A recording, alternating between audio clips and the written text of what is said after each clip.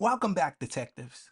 Mortal Kombat 1 may have quietly made Khameleon one of the most important future playable fighters for Mortal Kombat 2.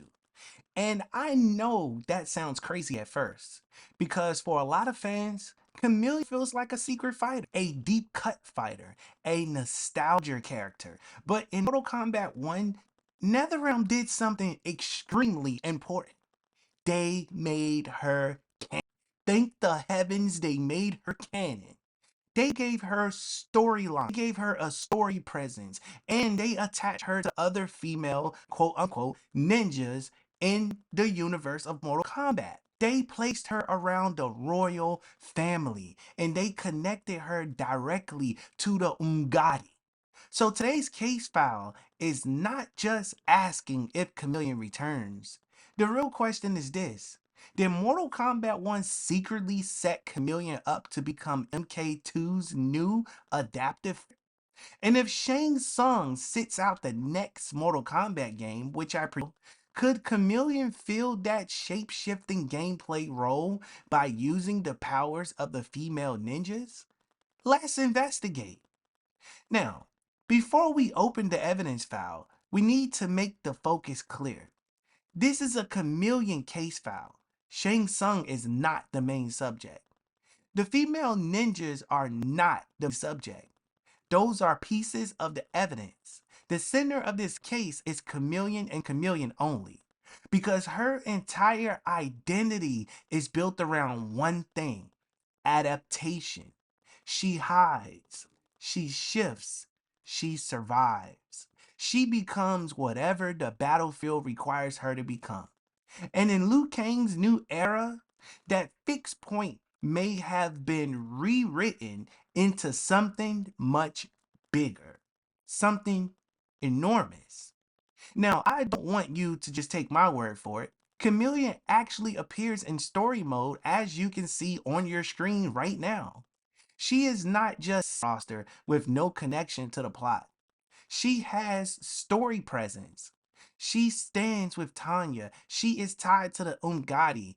And her being tied to the story over characters like Jax and over characters like Sonya, who are cameos but not connected to the story, that is a chameleon alien fans. And she is involved with the royal family, and if they are under threat, that means she's under threat. So right away, the Mortal Kombat 1 gives us the first clue. Chameleon is not just a secret fighter anymore. She is officially on the new era board. That matters because the Umgadi are not random guards. They are trained from birth to protect Outworld's royal family.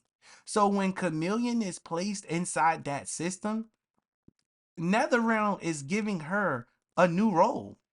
In the old timeline, Chameleon was tied to hidden survival. In the new era, she's tied to royal protection. Different position, same mystery. And that is where the rubber band theory comes into full effect. As you know, man can change a character's origin. He can change where they stand. He can change where they serve. But he cannot always a core idea that finds them as a character. And Chameleon's core idea is not just invisibility. It is just being a Zaterran. It is not even just being a secret character. Chameleon's fixed point is adaptive survival. She survives by changing. She survives by blending in. She survives by becoming what the situation requires. This is the key to this entire case file. In the old timeline, Khameleon was connected to the Zaterrans, the same race connected. So hopefully we'll be able to see more story and we'll see an interaction between Khameleon and Reptile and their race. That investigation that I'm going to be opening up very soon. So look forward, because this video just might have a part 2. I will say this much here. She was hidden for a very long time and she was mysterious. She felt like a secret inside the Mortal Kombat universe, which she was, but her gameplay identity was what made her stand out.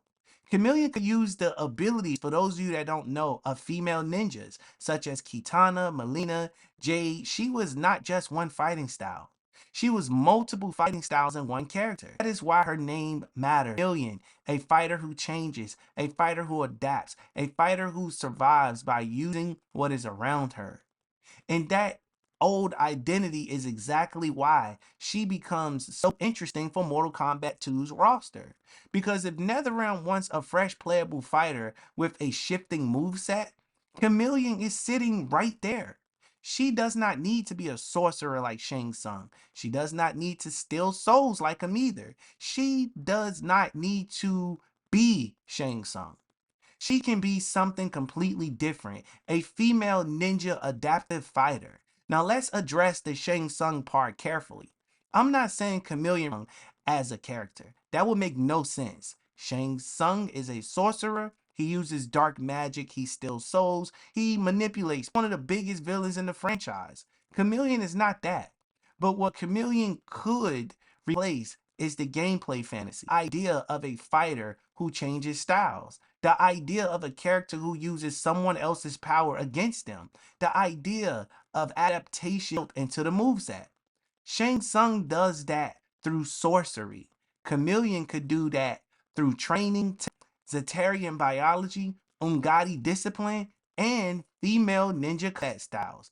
That's why this theory works. They can even give her some old classic powers from some of the characters that is not in Mortal Kombat 2, but give her classic stuff so that way she's different from the ninjas that they actually do put on the roster. She's just doing classic things. That is how you make her different. Not because Khameleon becomes the next Shang Tsung or something like that, but because Khameleon could do Era's fresh version of the adaptive fighter. And honestly, that might be exactly what Mortal Kombat 2 needs, because Shang's been used a lot recently. He was a major part of Mortal Kombat 11. I believe he was a major part of Mk2. I'm not sure, but he was definitely central in Aftermath for Mortal Kombat 11 and Mortal Kombat 11. He was a major part of Mortal Kombat 1. He was tied to the Deadly Alliance setup. He was tied to Titan Shang Tsung. He was tied to the new being corrupted from the outside. So if NetherRealm wants Mortal Kombat 2 to feel fresh, they may not want Sniper again immediately. That opens the door for someone else to carry the transformation fantasy. And Khameleon may be the cleanest answer. One, because she's female. Two, because this is the opportunity for us to re-explore her.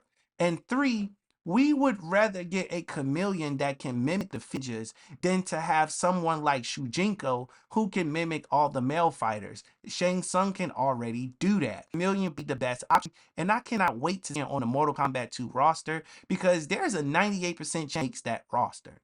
Now, Khameleon's classic gameplay identity is mainly connected to using the abilities of fighters. That's my detective quiz that I want to ask you guys. Before we continue, I need you to log your answer below. Is it A, the male ninjas, B, the female ninjas, C, the black, D, the elder gods, or is it going to be one like the Zaterrans? And that is exactly why Mortal Kombat 2's potential is so strong. Because look at where the new era story is heading. Out's not stable. Melina is Empress. Kitana is central to the royal family. Tanya is tied to the Umgadi. Countess Jade has already been mentioned multiple times endlessly. And General Shao is still a threat. Reiko is still moving. And Onaga may still be somewhere on the horizon. That means the royal house needs protection, not just soldiers, not just basic guards, specialists, people who can move us, people who can protect from the shadows, people who can adapt to threats nobody else sees coming. And that is Khameleon. She fits natural. Melina, Tanya, and Jade. And that matters because all of those characters connect to the female ninja law. Imagine a fully playable Khameleon in Mortal Kombat 2, a character who can rotate between styles, Kitana-inspired air control, Melina rushdown, Jade's staff range and defense, Tanya's Umgadi pressure, and maybe even Zaterran camouflage or stealth. That is not just nostalgia. That is a real modern roster concept that a fighter people would be happy to see. This is a fighter people would want to learn, to be honest. That is a character who could be marketed as completely different from everyone else. And because MK1 already made her canon, she does not need to be forced into the story. She's already there. She's already close to the royal family. She's already tied to Outworld's protection system. She is already on the board. The only question is whether NetherRealm promotes her from cameo level presence to fully playable. And I think Mortal Kombat 2 gives them the perfect reason to do so. If Out falls into Civil War, Khameleon has a job. If Melina Rule is threatening, has a job. If Rule's loyals move against the palette, she has a job. And if Countess Jade enters the royal court, which she will in Mortal Kombat 2, Khameleon has a natural connection. And if the female ninja legacy becomes important again, Khameleon can carry all of those styles in one character. That is why her fixed point is so important. Khameleon is not locked to one role. She's not locked to one fighting style or locked to one visual identity. Her entire purpose is flexibility. In the old timeline, that flexibility made her a hidden survivor. In the new era, that flexibility makes her the perfect royal protector. Different road, same fixed point. Adaptive survival. Now, there is another reason this could matter. Mortal Kombat 2 can not only bring back obvious characters, it needs a few surprises. It needs characters who feel familiar but still fresh. Khameleon gives NetherRealm that. She is known enough for the longtime fans to care. She is mysterious enough for newer fans to be curious, and she is flexible enough for the gameplay team to do something incredibly wild with her. She could be one of those characters who look like a risk on paper, but once people see her trailer, they understand immediately. Almost like Zaterran. Zaterran was a great character, in my opinion, for Mortal Kombat 11 for her debut. Because the trailer practically writes itself. Khameleon standing in the shadows, attack, a blade comes towards Melina. Khameleon blocks it with a staff like Jade, then she vanished. Then she rushes forward with a sigh like Melina. Then she launches the enemy with fan-style movement like Kitana. Then the screen cuts to her eyes changing color. This is a reveal people would talk about, and it's why this theory is not just about lore. It's also about presentation. Khameleon has trailer potential. She has moveset potential. She has story potential, and she has a reason to be involved. That is a strong Mk2 candidate. Now let's bring this back to the bigger road to Mk2 investigation. Every character we've covered had a fixed point. Frost's fixed point is ambition, Hanzo's is rage, Shujinko's is dangerous guidance, Sektor's is loyalty to Lin Kuei's power, and Khameleon's is adaptation. That is her lane. She is the fighter who survives by changing. And if Liu Kang's new era snapping characters back towards their core identities, then Khameleon's future should not be ignored. Because NetherRealm did not have to put her in the story. They did not have to connect her to the Umgadi. They did not have to put her near the royal family. They could have gave that role to someone else. But they gave it to Khameleon. And that means there may be a reason.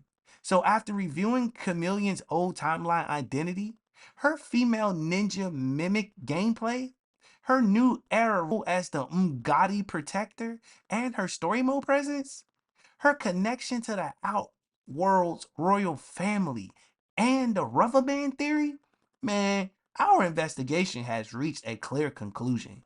Khameleon may not be returning as a simple cameo in Mortal Kombat 2. She may be one of the most obvious future playable fighters hidden in plain sight. And if Shang Tsung does not take a major roster slot in Mortal Kombat 2, NetherRealm still has a way to keep the adaptive fighter fantasy alive. not through soul magic sorcery, but through Khameleon, the royal protector who serves by becoming whatever the battlefield needs. So drink in the comments below. Should Khameleon be fully playable in Mortal Kombat 2? Should she be the new era's adaptive fighter? And uses female ninja styles. Which one should she switch to first? Kitana, Melina, Jade, or Tommy? Personally, I would like to see her use powers from characters that's not in the game, like Jade, not Jade, like I said, Scarlet. There we go. Boom. Tip of the tongue. I was about to say Sector, but Scarlet. If she used powers from people like Scarlet, that would be super dope. And if she's going to use powers from people like Kitana and Melina, let it be the old classic powers, kind of like Camilleon's. Also, update for everyone who loves investigative format. I started a new GTA 6 channel called the Rockstar Report. And on that channel, I may have just cracked one of the biggest hidden secrets in Rockstar gaming history. Rockstar themselves has hidden in plain sight. If you want GTA 6 story investigations, hidden clues, trailer breakdowns, and evidence pulled directly from Rockstar Games themselves, go subscribe to the Rockstar Report. I will be showing the timeline, the clues, evidence, piece by piece. And when the Rockstar Report hits its first 1,000 subscribers, I plan to give away copies of GTA 6 to celebrate. So, if you want to be there from the beginning and have a chance to win, go subscribe to the Rockstar. And if you watch this case file all the way to the end, hit like, hype the video, and subscribe to become an official detective. But only if you feel like I earned it. Because we have a lot more case files to solve on the road to Mk2. This report, case file 009, remains open. I'll see you in the next video. Thanks for watching.